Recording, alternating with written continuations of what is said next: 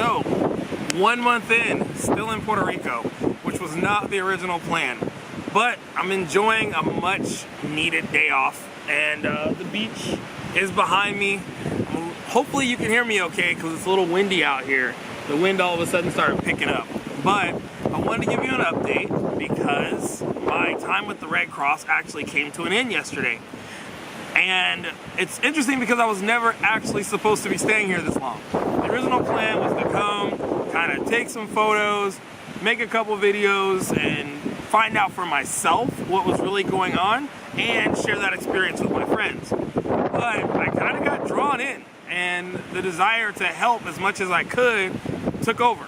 So I agreed to go with the Red Cross for 3 weeks, and as I mentioned before, I drive around looking for people that still need help. I'm in the disaster assessment department, and we are doing a census of the whole island. So it's really cool because I actually get to hear firsthand and see for myself what's going on with the situation.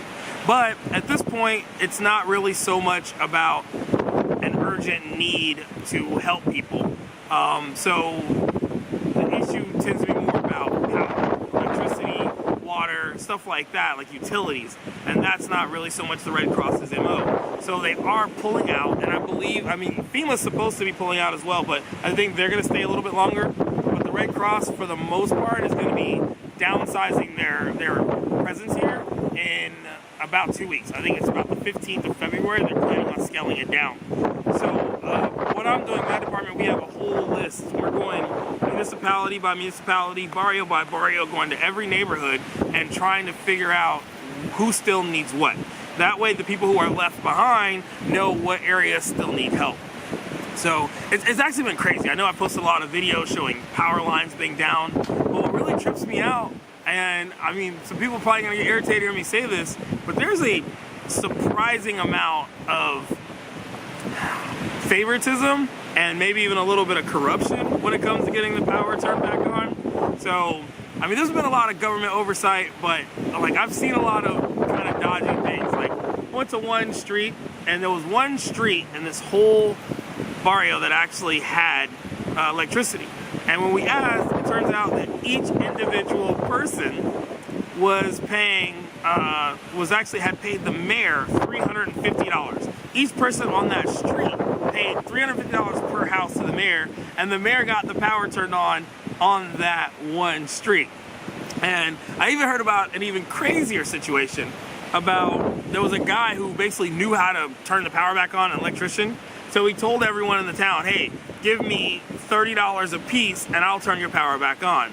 So this guy went up the poles and turned on the power to each of the families that gave him $30. Now, the funny thing about that is that the electric company heard that there were people who had their power on, but since the grid wasn't up, they couldn't really bill those people. So they came out and turned the power back on in the whole neighborhood, just so they could make sure that they're billing people.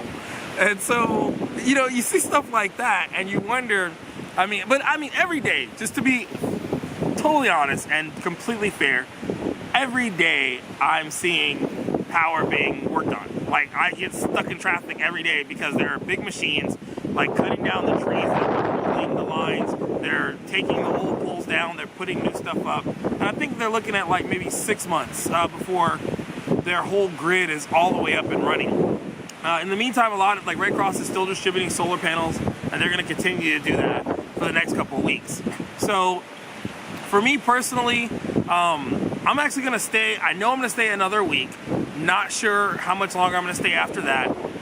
The big part for me is that I wanted to do what I came to do.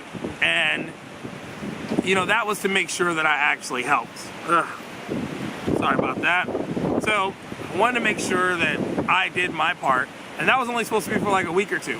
But 1 month later, I'm still involved as much as I can be. There's only so much I can do. I'm just one guy. But I've really been working alongside the real heroes in the local community who are doing their part.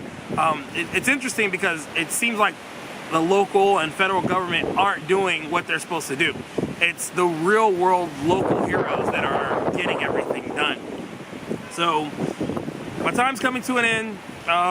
And because, I don't know, I haven't really talked about it too much, but earlier in this year, I had a really severe ankle injury during a skydiving accident. And because of that, like, I spent most of the year in a walking boot. I had a cane for a little while, crutches for a little while. And so my ankle injury's actually been bothering me quite a bit. So instead of continuing on a big epic adventure, I'm probably gonna go back home for a couple weeks, see how I'm feeling. And then from there, I'll probably continue on to a couple more islands.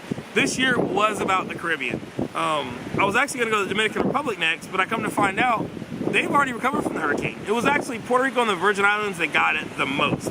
And the other islands are fine. But so my original mission has changed, but I still would like to visit those islands for my 2018 trip. So definitely want to do Jamaica, Haiti, do like the Caribbean. I want to do a little shark diving, maybe some scuba diving, a little bit more adventure stuff. I don't know.